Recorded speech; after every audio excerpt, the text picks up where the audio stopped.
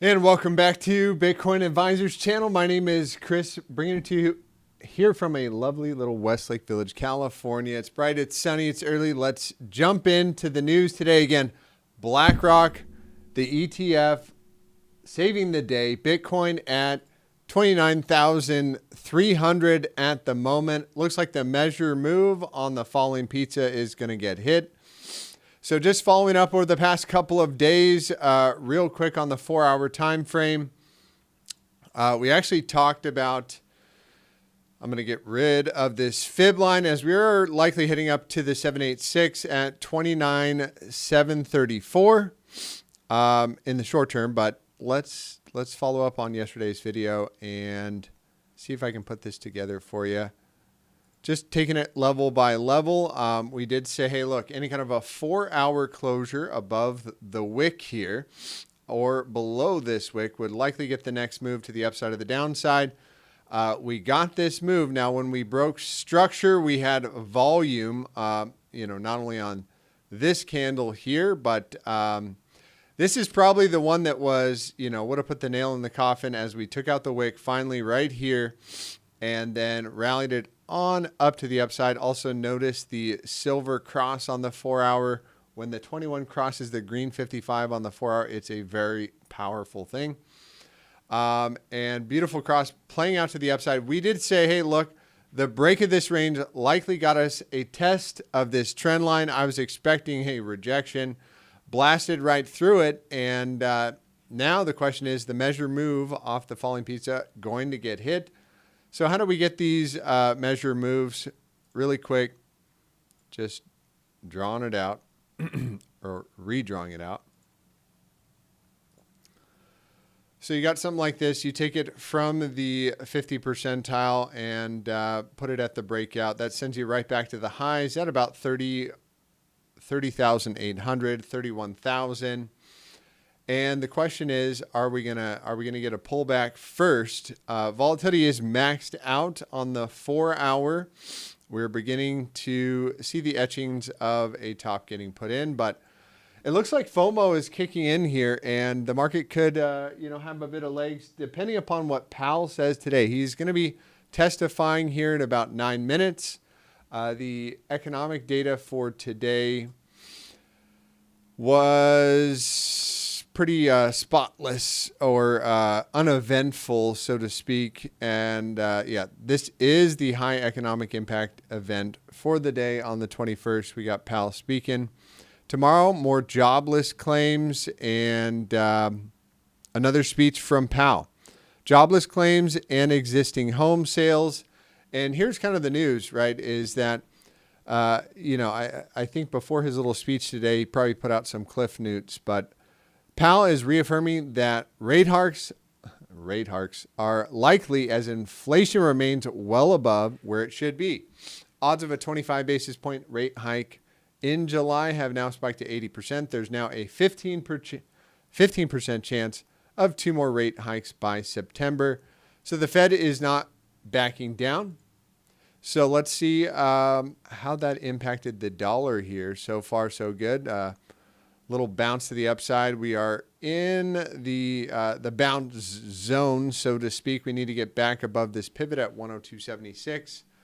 Got a lot of work to do on the dollar, but weak bounces off the 618 are going to come up to this green box, or a strong bounce, so to speak, is going to come up to this zone.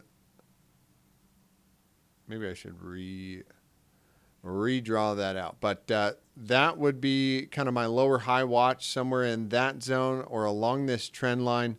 If the dollar does start to come down and the stock market continues to put in a rally, well, it is coming down right now, and maybe this Fed rate hike tool can give us some insight here, as when the Fed raises rates, he's trying to damage the economy, he's trying to crash the banks, he's trying to make things more difficult so that inflation comes down. And here was our short-term thesis on the NASDAQ, was we were going to come up to that 786 and reject. Very similarly, Bitcoin is heading up to its 786 fib retracement, coming in right here. So we did say this similarly, that either Bitcoin was going to catch up to the stock market or the stock market was going to catch up to Bitcoin.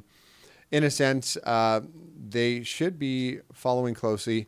Another thing to point out on the stock market, because it has led this rally to the upside, and same thing here on NVIDIA. So NVIDIA and Microsoft are the two. If these start to roll over, and it does look like a bit of a double top for Microsoft, that'll be your first warning signs that displeasures may be here, and we are in for a short-term pullback.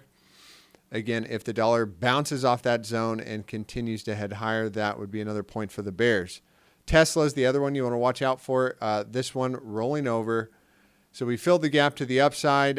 Now maybe fill the gap to the downside. Don't have much to say except for if this one does start to come down, that'll be a warning sign that Bitcoin may be a rally, and we shouldn't go all in on this BlackRock pump. Who's leading the market today on the hourly? Not much, but it looks like Stacks up 17%, Flow 19%, BCH up 23%. Underlying market dynamics, and you can see open interest has taken a big leg up to 10 billion. That's nice. 10 billion. So getting up to, when open interest goes up, you expect price to go up or in the direction of the trend. And you can see people are paying to go long right now. And when this does get up to 0.01%, that is when the market tops tend to get put in. Short-term tops do get put in around this level at, I guess, 0.05. So 0.1% is the critical zone on either side. So just want to keep that in the background of our mind's eye. Pepe up 15%. Wow. So some of the altcoins getting a bit of breath here. And did I have anything else I wanted to cover on? Also, point for the bears. Interestingly enough, credit to Gareth Soloway on this one, but from the ultimate high to the low, we're down 37% on the NASDAQ. And now from the low to the high, we got a 47% bounce. Maybe it was the S&P 500.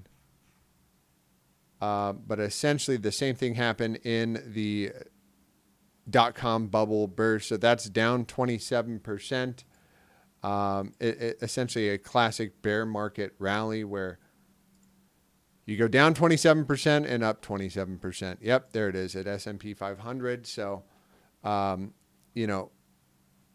equal weighted bounce as we are coming into the where are we at on the S&P 500? Has a bit more to go to get to that 786. So NASDAQ leading the pack. Dixie is on its way perhaps to a bounce, but overall pressure looks to the downside. And really, unless we can get back above this box, I would expect the downside move to play out on the weekly bearish divergence, which again, price making lower highs and the RSI clearly making a higher high. So sending us back to the bottom side of the range. There, dollar bias, does help us out. Render picking it up nicely. It looks like it wants to put a massive higher low in. And what comes after a higher low? Well, a higher high. And we do have it on the daily now. Let's see, Tether dominance should be going down and giving the altcoins some room to breathe. But are we going to bounce on Tether dominance and Bitcoin dominance skyrocketing to the upside? And we kind of already have a short-term target at 54% off of this massive consolidation and a breakout finally. And then our longer-term target up there at 62%. Another coin that is looking fairly bullish was Fetch. It looks like it wants to test this high at 22 bucks. Cardano getting a bounce off the lows finally after having a massive leg down. Not feeling safe on that one. And yeah, I guess that was it for the day. And others to keep an eye on: DYDX and GMX, two altcoins that are decentralized Bitcoin exchange column. I'm not remembering the name off the top of my head, but with all the SEC clamping down, people want a way to buy Bitcoin on a decentralized exchange. Those are the native tokens for those two exchanges. Just something to keep an eye on out there. Not financial advice. I'm not a financial advisor. Checking in on gold, taking a leg down, down a little bit deeper into the box. And, I believe that is the bottom side of the 618 right there. So that would be a little more indicative of some downside pressures on gold. And silver, silver does have a nice trend line coming in here, is about to hit the 618 on the retracement. And if the dollar does start heading down after Powell's speech today, where he's saying he's going to hike more, this might be a decent buying opportunity somewhere along this trend line. Again, not financial advice, but if you're a silver bug, silver down at 21, not bad. And I think we covered the markets today, guys. I hope you enjoyed it. If you did, like and subscribe. Check this out, our Crypto TA course. Join up for free, a course for TA and growing your crypto wealth. Join up before we get the first price increase here in the next couple of days. I look forward to seeing you guys soon, and have a blessed day. Take care.